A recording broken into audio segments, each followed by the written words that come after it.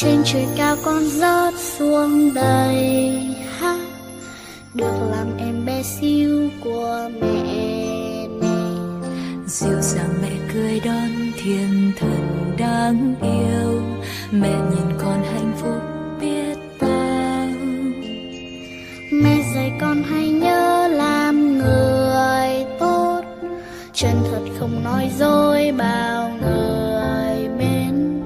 Yêu thương và bao dung mọi người bên con, nhân đại khi con gặp khó khăn.